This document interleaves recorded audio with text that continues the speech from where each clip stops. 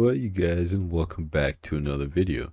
And today I wanted to go over my fleet post IAE and kind of talk about some strategies that I have with my fleet moving forward. Now, CAG has announced a lot of new changes with capital ship gameplay and insurance and whatnot over CitizenCon, and this has uh, encouraged a lot of people to make some different decisions with their fleet. And I've been a backer of this game for a long time, and ultimately, I want to kind of streamline my fleet and narrow it down to the ships I absolutely want to have going into 1.0.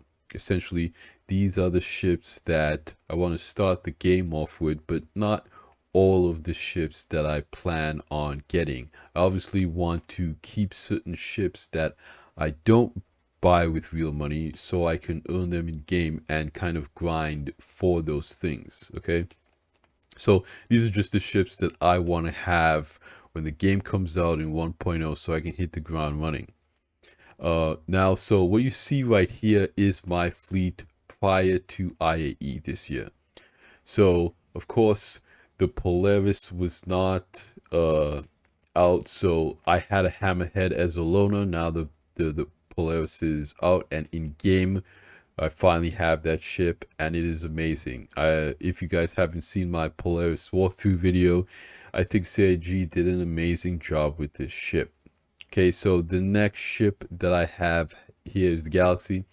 Now with the Galaxy, my strategy is that I want to use it for its modularity. Uh, it has that cargo module, it has a medical module, it has a refinery module, it has a manufacturing module, and CIG recently confirmed that it will have a base building module. So instead of having a ton of ships that do that, I can have the Galaxy in my fleet and potentially just buy those modules in game and take advantage of all of those use cases. Now, I know there are other ships that are intended to fill this role, like the Starlancer build for the base building stuff, the Expanse for the refinery gameplay, and similar things to that. Now, we don't entirely know what other manufacturing ships are going to come out, but I think it makes sense to have the Galaxy in your fleet just in case anything really happens, and I don't think it's too far away from being in development. CIG is currently working on the Perseus, I believe, and I think that they will try to get that out the door, and then next they'll probably work on the Galaxy. Then I had the 400i. You guys know how much I like the 400i as a ship. I did have an upgrade for this ship in my hangar unapplied to the 600i from the 400i. I think that uh, personally the 400i it just doesn't check as many boxes as I needed to check. Visually, it's gorgeous. It is a very beautiful ship. I think CIG did an amazing job with its design, and of course, when it came out, it had a lot of good features, a lot of interesting features. But I think that its space isn't, utilized as well as it could be. I wish it had a little bit more cargo and a little bit more pilot control guns. Again, it's not a bad ship, but for its price, I think it just makes sense to have other ships permanently in my hangar. Maybe when the game comes out, of course, it's a ship that I can buy in game, but it's not one that I feel like I need to have on my account. Then we have the Retaliator. The Retaliator is a long-time favorite ship of mine that, got gold standard recently. And so having it in my fleet there, I've had my eyes on it for a long time, but ultimately I'm kind of a single player. So it doesn't really make sense to have a ship like this because it has no pilot control guns. There's a lot of turrets on this ship. I initially was interested in it because of its really good price and its modularity, but I don't really think it has a role in my fleet right now. Then we have the Spirit C1. This to me just seems like a great daily cargo runner, great daily flyer. The C1 is, incredibly useful. It is very versatile. It has good pilot control, DPS, good maneuvering. It is a bit large for what it is, with its cargo capacity, but you can, fit more in there. The interior is not as detailed as I would like it to be. Obviously, it's kind of just a hallway. We all know how Crusader is with their kind of hallway ships and doors and stuff like that. I honestly, I just really enjoy the ship. I think CIG did a good job with the ship, and yeah, I think it makes sense to have a ship this size again as a single player. So I had the C1, then the Zeus. Now the Zeus has more cargo on paper than the C1, and for doing the cargo missions that recently came out, the Zeus is very capable at it. It has a really good interior, the docking collar. I really like that it has a ladder up near the front, so you don't have to walk through the whole ship if you're doing, bunker missions and that type of content. It's easy to just get out the ship through that front ladder instead of walking through the entire thing. I do think that it has, good space aboard the ship, amenities. I know that right now, something like a kitchenette isn't entirely necessary, but depending on what kind of gameplay that, is out there in the future, we don't know how necessary that stuff is going to be. It doesn't take up a huge amount of space in the ship, but it is, again, nice to have. I think that the CL is probably going to stay in my fleet for a long time. It is a great daily driver if I want to do a little bit more cargo or, a few other things. Then, of course, the Vulture. I'm primarily an industrial player. I really like, the salvage. You can guys know I've spoken about this several times. I really want a salvage ship that's a little bit bigger than the Vulture, but that doesn't mean I would get rid of the Vulture. I'd probably just keep the Vulture and the updated salvage ship that's a little bit larger. I think that the Vulture, for me personally, it checks all of the boxes. I just wish it had a little bit more internal cargo, but this is a ship that I use on a regular basis. It's the ship I'm in probably most of the time, so that's not going anywhere. And then, of course, my Hornet Mark II. I love the Hornet series. It is, the series that really captured my imagination with this game. Chris Roberts sitting in the Hornet Mark One, in the initial Kickstarter campaign. It's especially with the Mark II, it is a gorgeous ship. I love the design, and I think with its firepower, its capability, its versatility, you can put different turrets on it, different nose guns, its flight handling characteristics. The Mark II is basically one of my favorite ships in the game, and it's definitely not going anywhere either. So that's what my fleet looked like before IAE. So now I want to show you guys what I did and some of the decisions I made. And I want you guys help with some of the ships. Now, it may seem like I bought a lot of ships.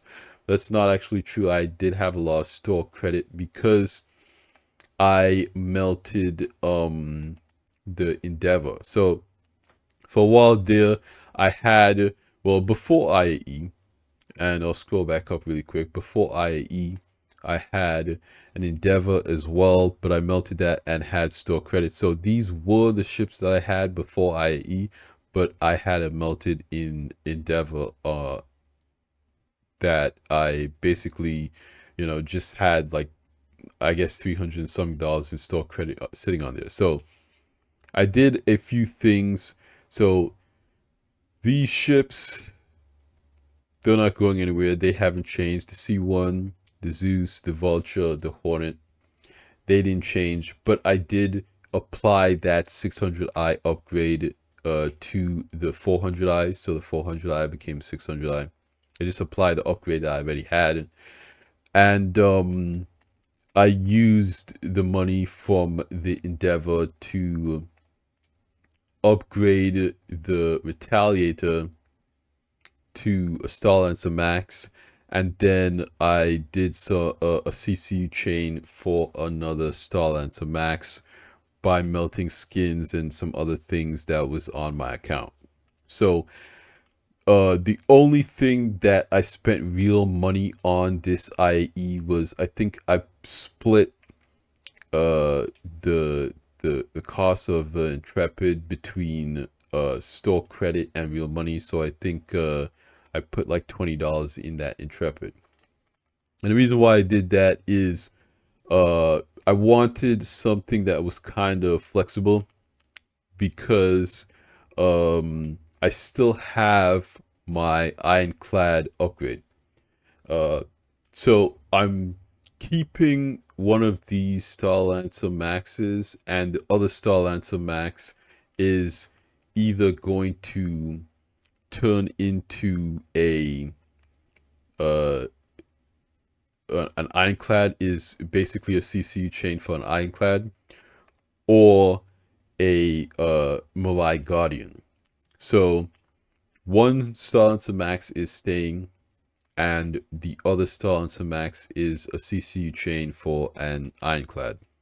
And right now I'm about 40% savings on that ironclad, but I need to jump up to a 600i and before I can do that. So I'm still working on that, but that kind of all hinges and or depends on the Guardian. So my goal is, depending on how much the My Guardian costs, I'll either just do a straight upgrade from the Starlancer Max to the My Guardian if it's like $260.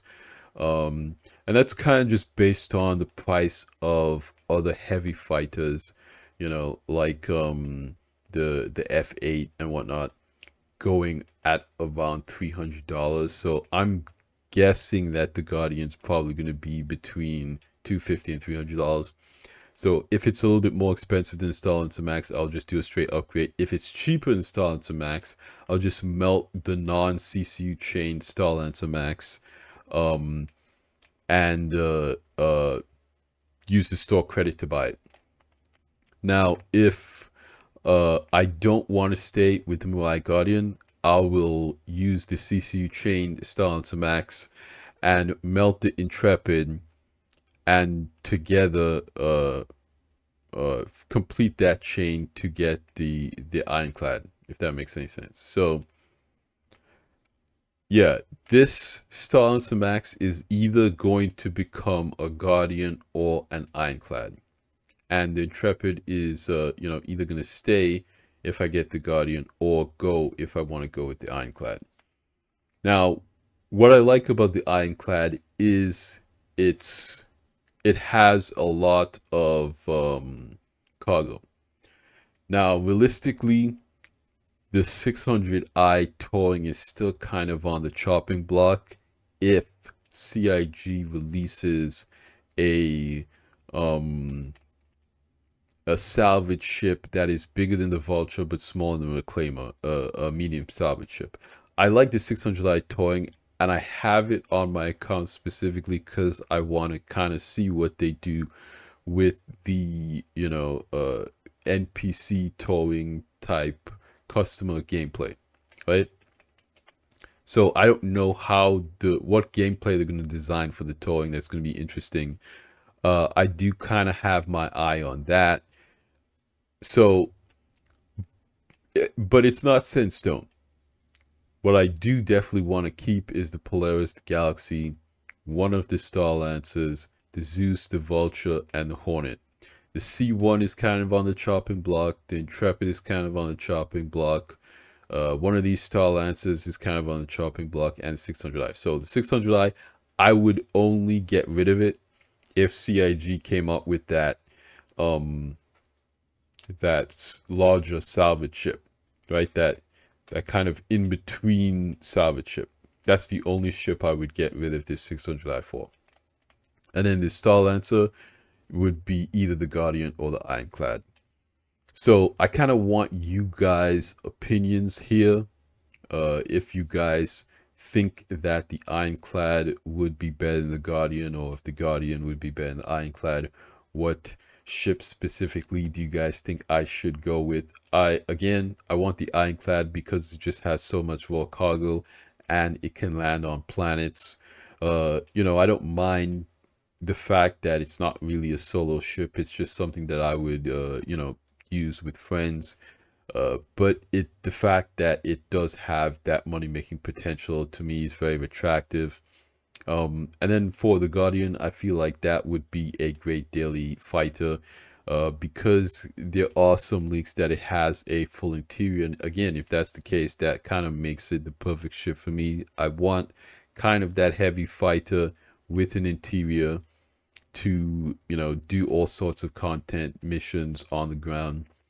It doesn't really need cargo per se, but I do want it to have, nice internal inventory or suit lock or something like that. So, I can do all the combat content in the game. Again, at the end of the day, I really like the Hornet Mark II, but it doesn't really have that interior. So it really is just kind of out there to do ship combat. And, yeah, I want something a little bit more versatile than that to do ship combat. So that's why I'm thinking of the Guardian. But again, I want to know what you guys think. How did you guys make out during this year's IAE? Again, I think I only spent around 20 bucks in the Intrepid, but that might change for 4.0 depending on what's going on with the Guardian and the ships that are coming out in the future.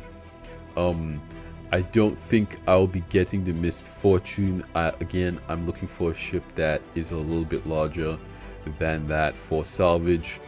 But yeah, again, I want to hear what you guys think. What did you guys do during this IAE? How much did you spend? Did you not spend any money? I love hearing from you guys and talking to you guys down in the comments down below. It's my favorite thing about this channel. So let me know. But that's going to be it for me in this video, you guys. Like I always say at the end of these videos, like the video if you liked it, subscribe if you want to see more, and I'll see you guys in the next one. Salut.